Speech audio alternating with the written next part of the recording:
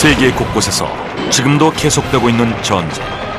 그러나 평화수호라는 이름으로 자행되고 있는 전쟁은 이미 기상천외한 신무기들의 가축장이 되어버린 지 오래다. 그리고 그 참혹한 전쟁으로 인해 인류는 여전히 고통받고 있다.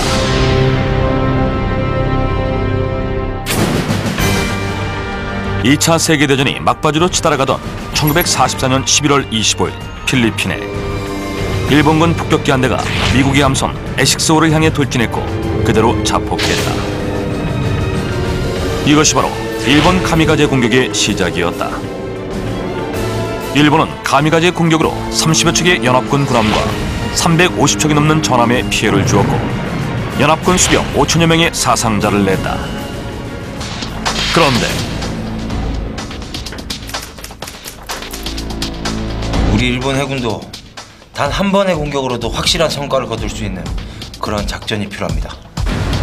그래서 일본 해군도 기발한 방법을 생각해냈다. 그것은 바로 수중 카미가제 공격.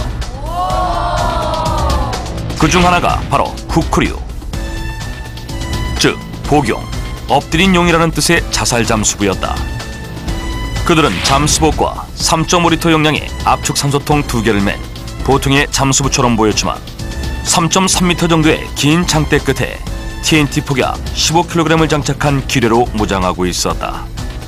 후크류 대원들의 임무는 해지에 숨어있다가 연합군의 배가 지나가면 배 근처로 다가가 막대 끝의 기뢰를 배와 충돌시켜 폭파하는 것이었다. 물론 폭발과 함께 대원들도 모두 사망하게 된다. 그들은 일본 본토 방어를 위해 일본 해안가에 60m 간격으로 배치되었는데 그 수가 무려 6,000명에 달했다. 그러나 그들은 배에 접근하기도 전에 물살에 휩쓸려 떠내려가기도 했고 배에 부딪혀 부상을 당해 작전 수행 자체가 어려웠다. 그리고 결정적으로 일본 본토에 원자폭탄이 떨어지는 바람에 자살 잠수부 계획은 시작도 하기 전에 산산조각 나고 만다. 그런데 수중 카미가제 부대는 그들뿐만이 아니었다. 또 다른 자살 특공대 가이텐. 그 이름은 바로 회천. 하늘로 돌아가다라는 뜻을 지닌 그들 역시 목숨을 담보로 한 자살 특공대였다. 가이텐은 일종의 인간 어뢰로 길이 14.75m, 총중량 8.3톤, 직경 1m, 최고속도 30노트의 소형 잠수함처럼 생겼지만 중앙에 조종수 한 명이 탑승할 수 있고 1550kg 중량의 폭탄으로 채워졌다. 가이텐은 조종수가 직접 조종해 목표물을 타격하도록 설계되어 있는데 혹시 공격에 성공하지 못해도 귀환할 수 없게 적은 연료만이 공급되었고 또한 조종수가 올라타면 입구를 봉쇄해 절대로 빠져나올 수가 없었다. 가이텐 특공대에 큰 기대를 걸었던 일본군은 당시 일본 열도 태평양 연안 일대 수십 곳에 가이텐 기지를 설치했다. 연합군은 이런 일본군의 무모한 가이텐 공격을 일본어로 바보를 뜻하는 바카라고 불렀지만 그 위력은 실로 놀라웠다. 가이텐은 일반 어뢰의 3배 이상의 파괴력을 가졌고 한 번의 공격으로 10만 톤 이상의 함정을 격침시킬 수 있었다. 당시 세계 최대의 전함이라 불리던 일본의 야마토 함정이 7만 톤의 함정을 격침시킬 수 있었다는 점을 감안한다면 가이텐은 세계 최대의 성능을 자랑하는 인간 폭탄이었다. 하지만 그 위력에 비해 결과는 좋지 않았다. 가이텐 특공대는 100여 차례의 공격을 감행했지만 미국 유조선 미세시나와 호와 언더힐호를 격침시켰을 뿐이었다.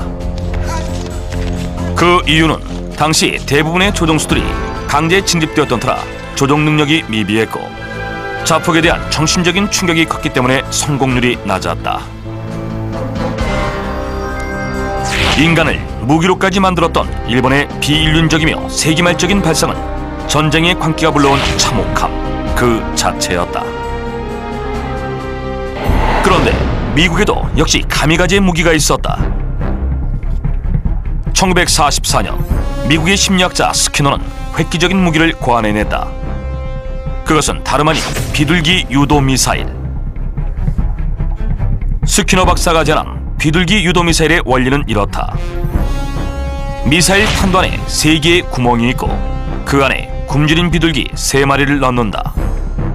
그리고 비둘기가 화면에 있는 점을 쪼면 자동으로 먹이가 나와 먹을 수 있도록 반복 훈련을 시킨다. 실전에서 적함이 나타나면 비둘기가 보는 화면에 적함의 위치가 점으로 표시되는데 이 점을 비둘기가 계속해서 쪼게 되면 비둘기가 쪼는 방향으로 미사일의 궤도가 수정되고 결국 미사일의 목표물이 적함을 명중시킬 수 있다는 것이다. 일명 비둘기 프로젝트라고 불리는 이 계획을 실현시키기 위해 미 국립국방연구소에서는 25,000달러를 투입해 연구를 계속했다. 하지만 1944년 10월 8일 비둘기 유도미사일 프로젝트는 갑자기 취소됐다.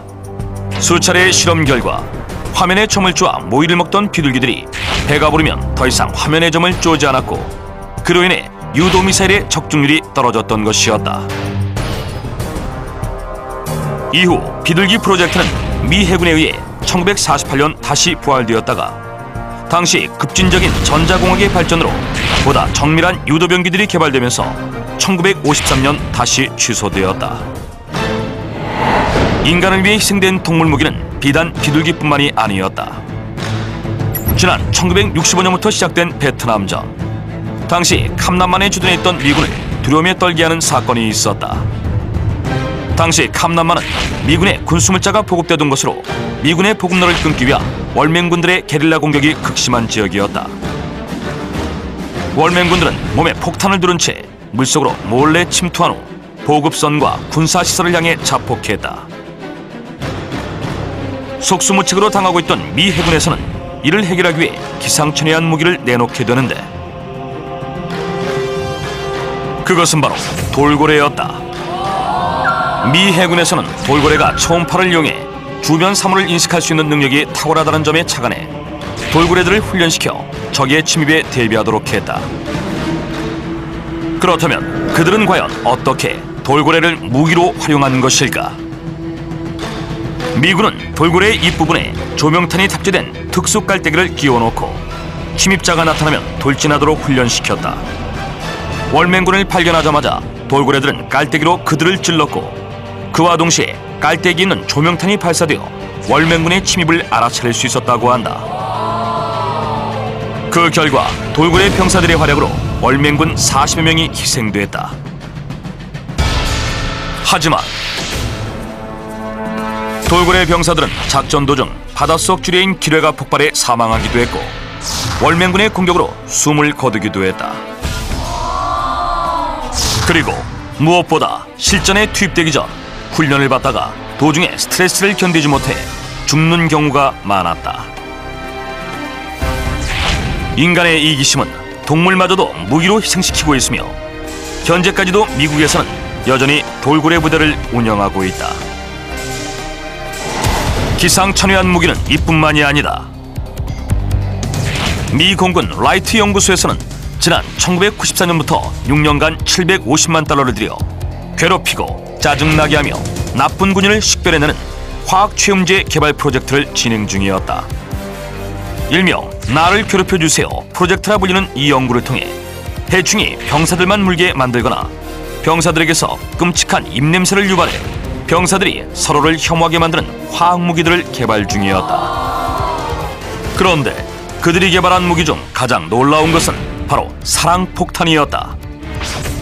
이 폭탄은 아프로디시악이라는 일종의 최음제 성분으로 만든 것으로 적 진영에 투하하면 적군들로 하여금 저항할 수 없는 성적 욕구를 유발해 남성들끼리 동성애를 불러일으킨다고 한다. 사랑폭탄은 인체에는 무해하지만 군인들의 사기와 전투 의지를 떨어뜨려 급기야 전쟁을 할 수 없게 만들기 때문에 미국의 4세대 비밀병기로 활용될 예정이었다. 사랑의 감정마저도 무기로 활용하겠다는 놀랍고도 황당한 발상. 하지만 미국 시민단체에서는 군사용으로 뿐만 아니라 일반인들에게도 영향을 줄 수 있다는 치명적인 결함을 이유로 반대했으며 결국 현재는 개발이 중단된 상태다. 인간의 이기심의 끝은 어디이며 그로 인한 무기의 한계는 과연 어디까지인가? 지금도 여전히 수없이 많은 기상천외한 신무기들이 생산되고 있고 인류는 끊임없이 위협받고 있다.